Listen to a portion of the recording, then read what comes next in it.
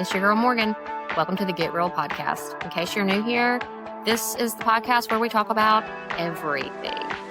Business, parenting, and all the other things I'm barely surviving.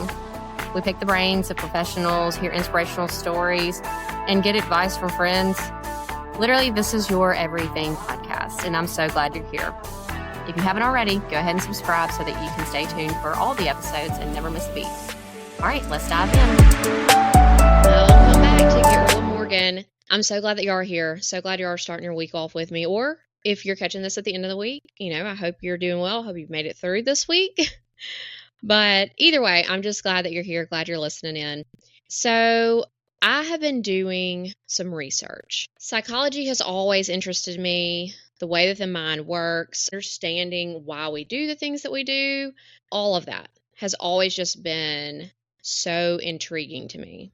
And we'll get, through this life together, I guess we'll say, the lifetime of this podcast, getting to know one another, y'all will hear some more personal stories that I just recently realized that I've never really even talked about to y'all on social media, really.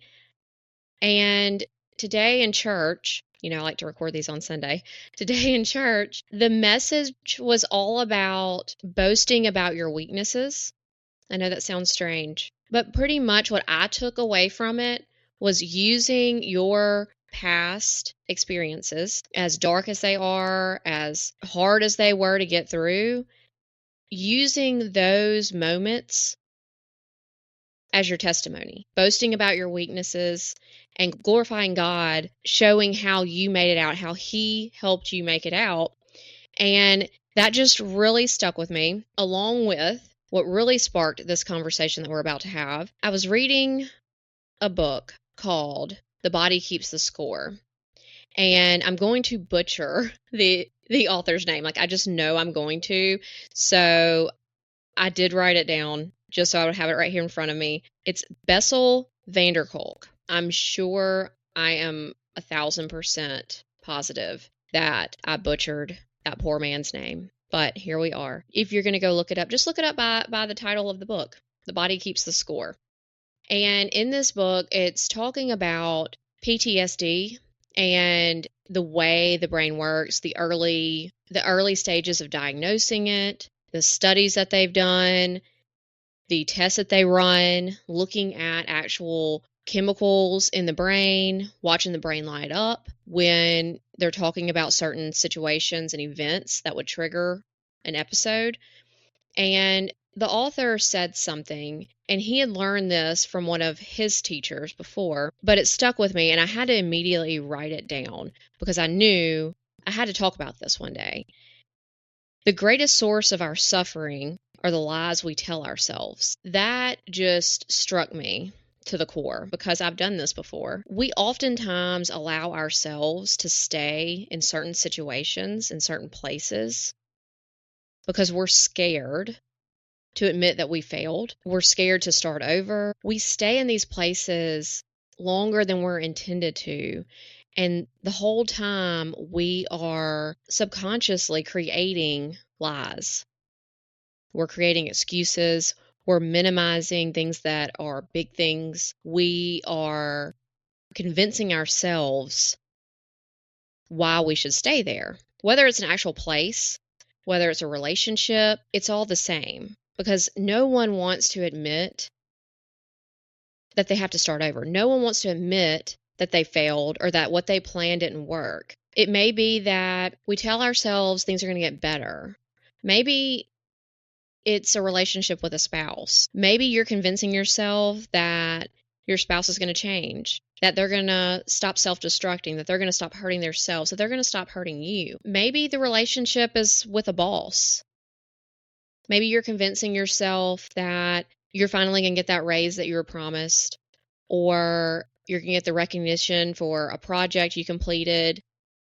or you're just going to get the respect that you deserve. Maybe it's a career choice or a business that you started. Maybe it's a whole situation like that. You worked so hard and you've planned for so long. You've been fighting. You put your blood, sweat, tears into this idea and it's not working. Or maybe it's that you thought you were going to get joy out of it and you're getting there and you realize this isn't what you want to do. But oh my goodness, the embarrassment. We can't stop now. We have to keep going. We can't let everyone see that we changed our mind or that it didn't work. Failure and embarrassment oftentimes drive us to create these lies inside our minds, convince ourselves that something's right when it's wrong, something will get better when it won't. Sometimes we convince ourselves that we're the bad guy, that we're undeserving, that we're unlovable. Sometimes we convince ourselves that we ourselves are the failure. Sometimes we get stuck in grief or guilt.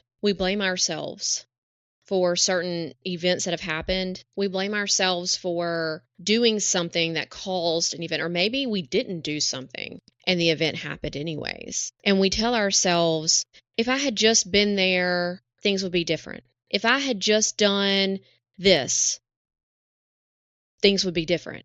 If I just said this, things would be different. But the reality is these are lies. These are lies that are holding us hostage in our situations, holding us hostage in, most of the time, a negative situation. So I realized when I was talking with a friend that while I've been vulnerable, I have not really shared much of my real story with you guys. Like I said, at church, the sermon spoke to me, and this quote had been sitting here in my journal, and I knew I needed to say it, and I knew I needed to talk about it. And then our pastor talked to us today, and I just knew this was the time.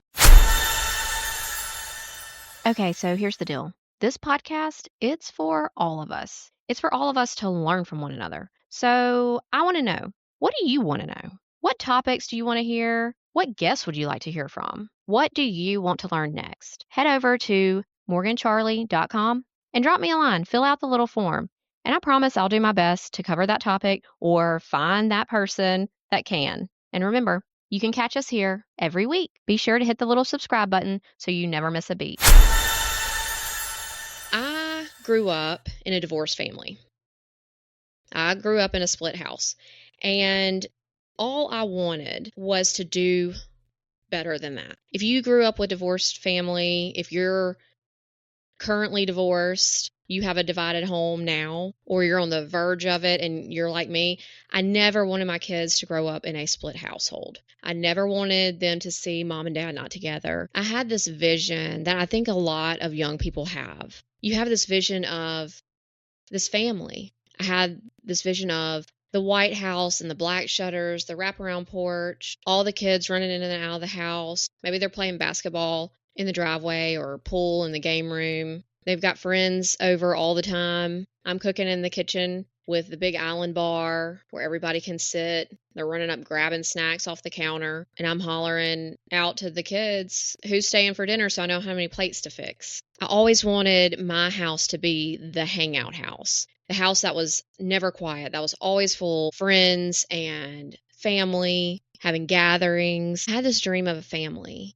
I had this dream of a marriage. I had this dream of a teammate, that no matter what, we were better together and we fought for our family. We fought to make our family better. I had this dream of a husband that would teach my boys what being a dad looked like, what being a husband looked like, that my boys would see what loving, truly loving a woman looked like, opening the doors for females, giving up your seat. He would teach them that this right here in this home, there's nothing more important outside of these walls. I wanted my kids to learn that a family, their children one day, a good woman, I wanted them to see that these are gifts. And every day, it was their job to wake up and prove that they deserved it. Don't get me wrong. A husband, a good man, is a gift. And that's what I wanted, to wake up. It would be my job to wake up and prove every day that I deserved it, that I deserved the gift that I received. So we're going to go back in time. I was pregnant with my second son. And my ex-husband now, spoiler alert, he had unilaterally decided that he was taking a job out of town. He would be traveling for weeks at a time, really no set schedule, didn't know when the project would end, wouldn't know when another one would start. Of course, I cried. I threw a fit. I begged and pleaded and stomped and yelled, and I was given the ultimatum. I could do what I had to do, but he was taking this job. So I'm a few weeks away from introducing a new baby into this crazy mix with a 1.5-year-old. And now it's going to be a one-woman show. After all the crying and the fit throwing, I calmed down and I accepted what I was being told. This was going to be life-changing money. This is going to better our family. This is how we get to the life that we were wanting to live. I was told that over and over and over again. And I believed it eventually. I convinced myself that he was doing what, as a man, he had to do to provide for us, that he was doing what he needed to do to better our family, to better our children. I convinced myself that I was the problem. I was just being a brat, if you will, that this living situation was normal. It was going to be normal. People do it all the time. But this was never the vision or the dream that I had. At first, it seemed like maybe this was going to work. He had a semi-set schedule. He'd work a few weeks on and then he'd be home for a week. The money he was making was good. I just had to suck it up and do my part. Take care of the kids, try to keep my sanity, keep all the kids alive. So throughout the years came more kids. And with more kids came less of an opportunity for me to maintain the job that I loved. I was a nurse, a full-time nurse for a plastic surgeon, and I absolutely loved that job, adored that physician.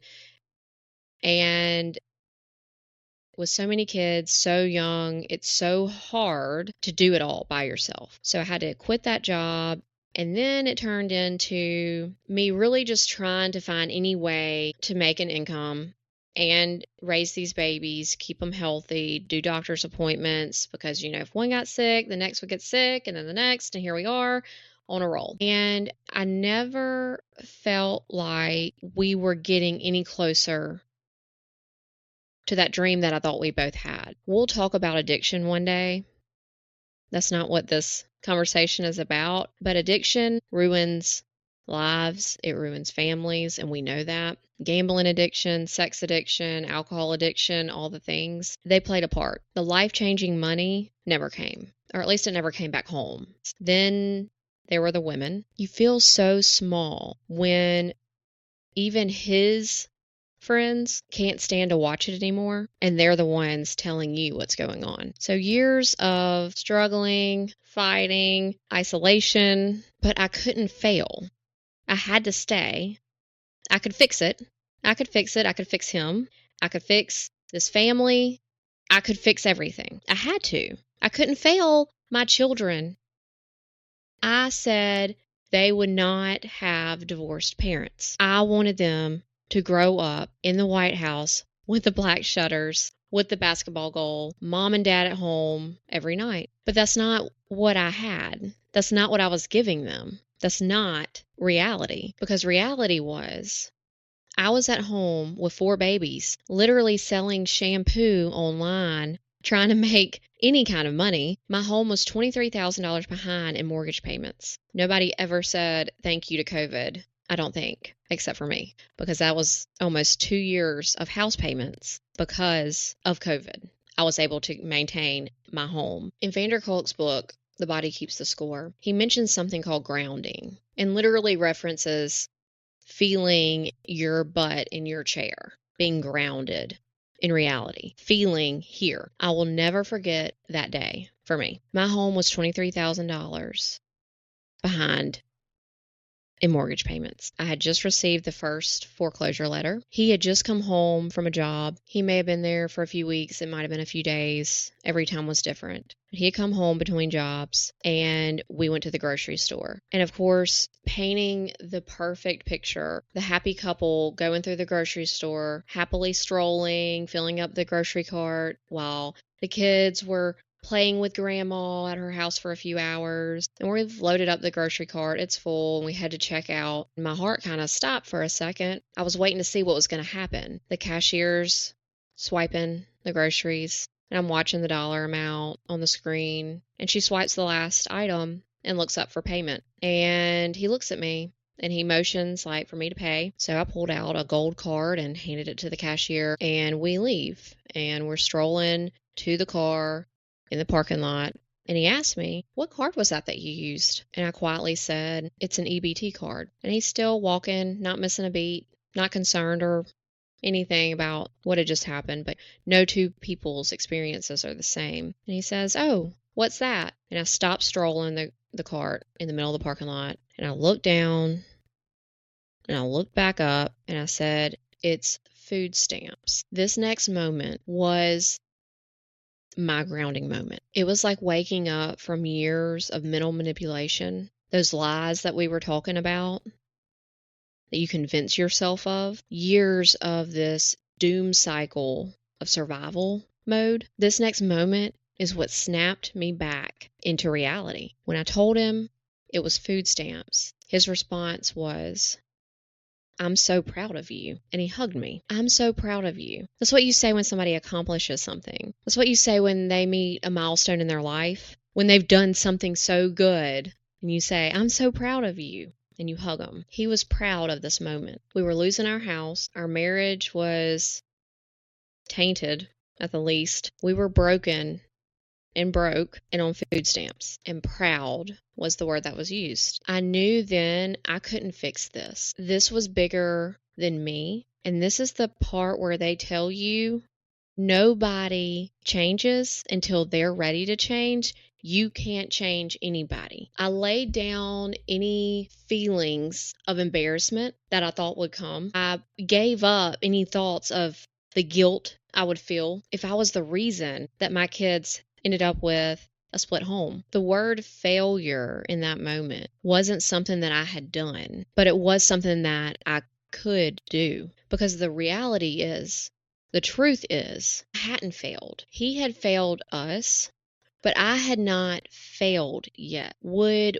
what is happening right now be embarrassing? Yes. But where we were headed was going to be more embarrassing. Me feeling defeated now was nowhere in comparison to how I would feel if my children were defeated later, because I allowed this life to continue the way it was. And guilt, talk about guilt. The guilt I would feel knowing that I raised 4 boys that grew up and followed this path. Was what was going to happen next going to be hard? Absolutely. But it was already hard. I was already trying to keep my head above the water with these 4 babies. But doing that alone would be easier than doing it with an anchor around my ankle. Somebody fighting and pulling all of us down. My children had to know better.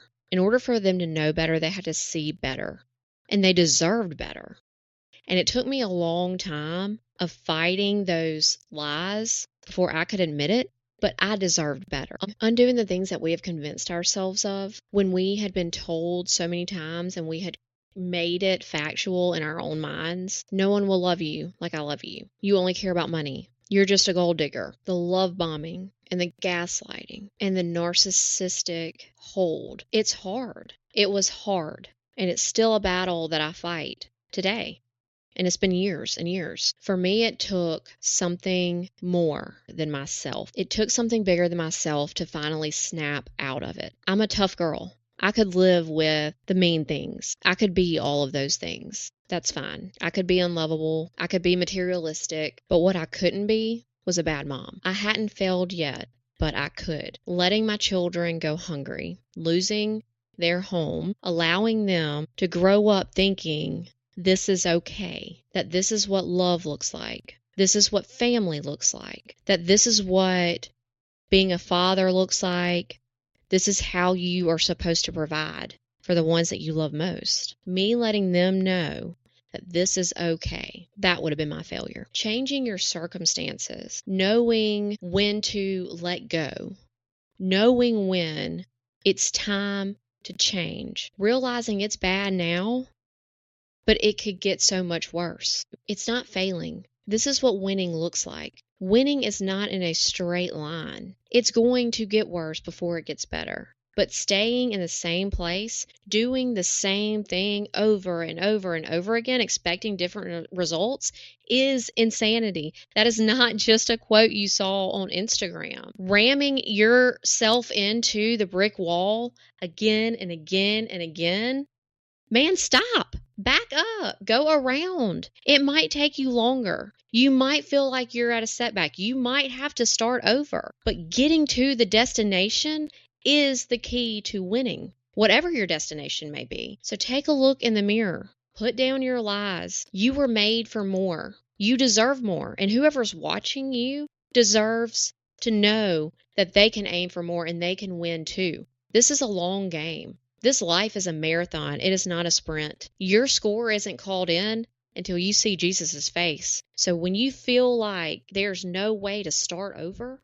there's no way to hit reset, when you are stuck in misery, you are down in a dark place, you can. You can hit reset. You can start over. You can get to the finish line. It just might look differently than you thought it did. Don't let the lies you tell yourself keep you in your suffering anymore.